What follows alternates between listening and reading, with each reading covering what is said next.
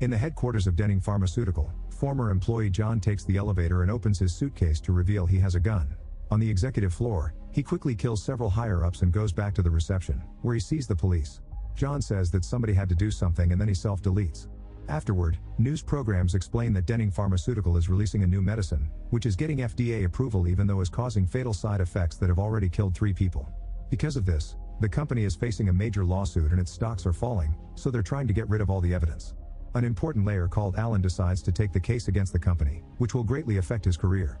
He assigns legal assistant Tom to take care of the paperwork, and on Monday he must update his keycard before entering the office because they get reset every weekend. Since John was their key witness and they lost him, Tom tells Alan he wants to add heart attack victims to the pharmaceutical case, but Alan forbids him from doing so because minor victims don't make money. Then Tom is called to the office of another boss to discuss the Gambizzi crime family case. Tom sent a memo because he wants to join that case, but his boss destroys it and scolds Tom for not paying more attention to the cases he already has. Afterward, Tom goes to the file room to put away the file Alan turned down. His girlfriend and co-worker Anna visits him so they can share a few secret kisses. A few hours later, Alan announces that since the servers have been down since last night, everyone can go home. Before Tom can leave, Alan tells him that he made a dangerous mistake with the memo he wrote earlier, so he fires him for it. In the elevator, Tom is joined by a man he never saw before. When they make it to the reception, the man leaves a suitcase on the floor and another guy picks it up before taking the elevator too, which Tom finds suspicious. After checking what floor the man went to, Tom tries to follow him, but his keycard has already been reset. He tries to leave but he sees the stranger waiting for something outside and gets worried, so he asks the guard to activate the elevator for him. Once he makes it to the office, Tom looks around and discovers his coworker Roger is at Tom's desk for some reason, so he asks his friend to open the door for him. Roger behaves strangely and Tom notices the file he put away on the desk. Getting more suspicious, he makes his phone start recording and hides it in a pencil holder. Afterward, he keeps looking around and discovers the mysterious guy messing with the power box. One of the lawyers approaches the man to ask for an ID, not believing him when he says he's maintenance. When the lawyer tries to make a call to confirm his presence, the man takes out a gun and kills her. While the killer takes the body away to hide it, Tom rushes to the bathroom and opens a stall to discover the body of the security guard. When he checks on him, the toilet sensor activates the flushing, so Tom closes the door and climbs on the toilet to hide. Soon the killer comes in and washes the blood off his face while talking to the body, mentioning he'll need the keys. Tom manages to move into the other stall by sneaking under the wall right before the killer takes the keys, gun, and radio from the body. Trying to hide, Tom climbs on this toilet and almost activates the flushing again, but thankfully the killer activates his toilet first and doesn't hear Tom.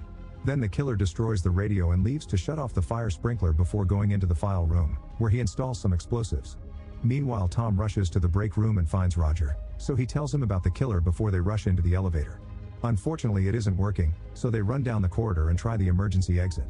However, the killer had already broken the bar and it can't be opened, so they're trapped. They return to the main area and try to use the reception computer, but the internet is down. Tom notices the killer is coming, so the duo hides, but the killer still sees the computer has been used and gets suspicious. After disconnecting it, he enters the desk area, revealing he also has a keycard. Once he's out of sight, the duo leaves their hiding spot to try to think of something else. Tom takes Roger's keycard and opens the door to the executive offices to find Alan, so he sends Roger to find his phone and call the police. As Tom activates the lock, he drops his jacket and it gets stuck in the door. While Tom searches for Alan, Roger makes it to his desk and uses his phone to call his wife. However, before he can tell her anything, the killer finds him and makes him say everything is fine. Tom sees all this through the window and so he runs to the break room to find a knife. After Roger hangs up, the killer takes out his gun and asks if there's anyone else working late. Roger lies and says it's just him, so the killer grabs a cable and proceeds to choke him, which is all recorded by Tom's phone.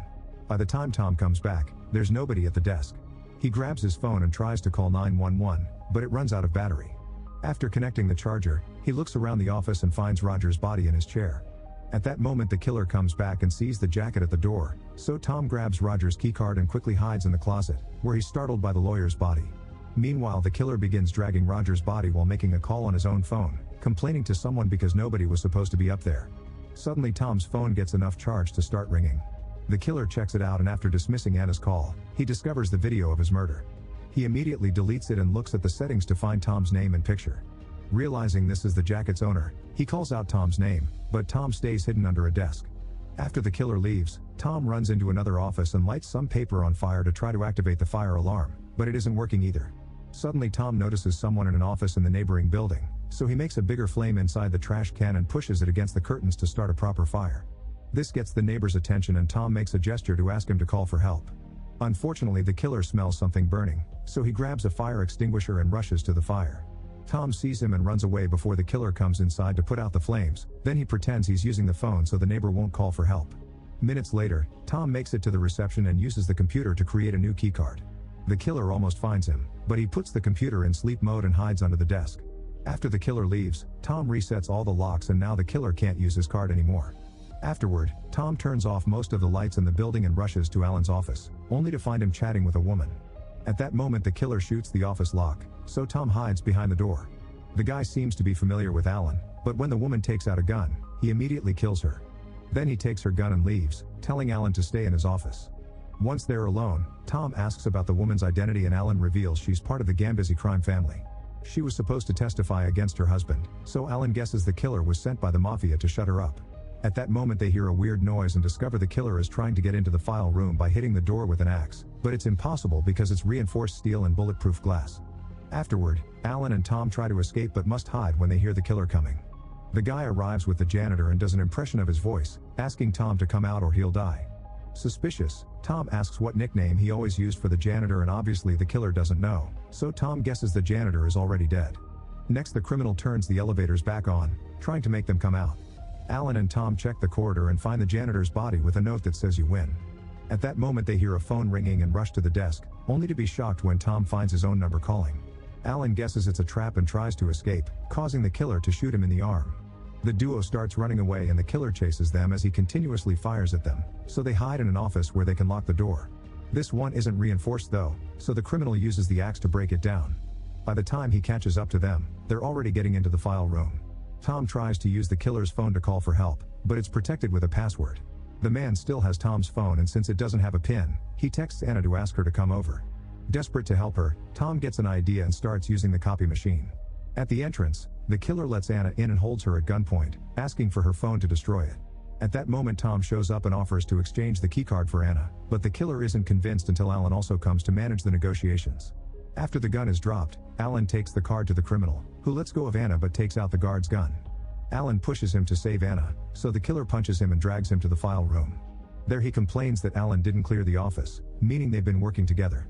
After the killer activates the explosives, Tom shows up with the gun, only to discover the criminal has all the bullets.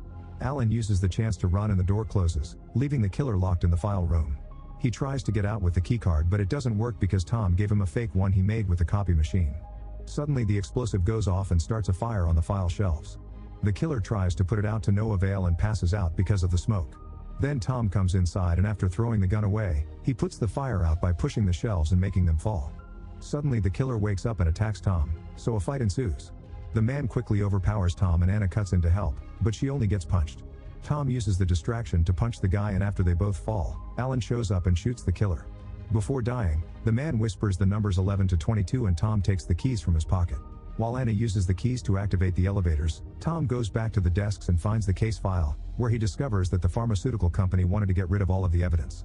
Then he types 11 to 22 on the killer's phone and unlocks it to find Alan's phone number. It turns out Alan was paid by the pharmaceutical company to lose the case, so he hired the man to destroy the files and kill Roger. Alan claims that corporations are more dangerous than the mafia and tries to bribe Tom, but he turns the money down and leaves with the file. Not wanting to go to jail, Alan self-deletes.